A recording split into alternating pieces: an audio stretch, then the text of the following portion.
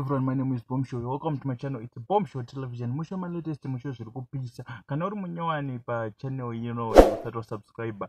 Ngoti you're welcome to our channel. Asi ganditende my returning subscribers. Our subscriber each and every day. Our channel is growing, guys. Tamu 7,000 my subscribers. Sa neka promotion kachikuti kana une business rako isa mu comment section usangana onechi nevanofarira zvaunoita ungosangana nema customers. Asi kana uchida kuti tikuitire mudiginyira wacho unotibata pa number dzedu dziri pa description ye channel kana mu description ye this video tokuita se tokumakitira masini ese. Saka ndisandanyopedza nguwa rega tipinde munyaya sezvairi.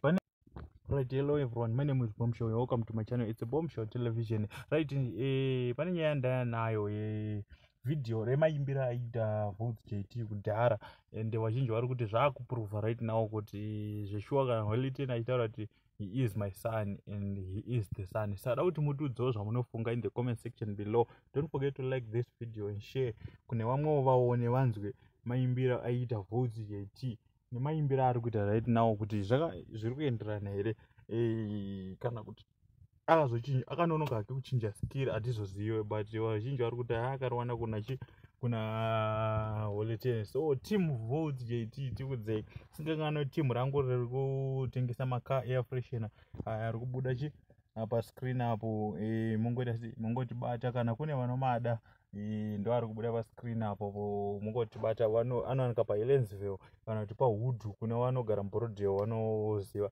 H-Town tisafana vakubaya vachisiya madhara choera mafufu asara nambogaya kungotsvaga mamonyapo hando mabhadhara kozobo matsaga akumakabana ndazogaya kuti maa tisafana vakakura kudhara papfungwa zvese nemuhana sipanyama tiri vana saka ukaita munyama wekungosaisa unogona fira mahara unogona kana dombo varachinjira vara unogona sira mota asi unodofira mutara unogona tadza kowa zvinhu zvakadyara pasi zvifarisa nhasi unogona tadza svika mangwana ndini mambo kubva H-Town svika November, man of action.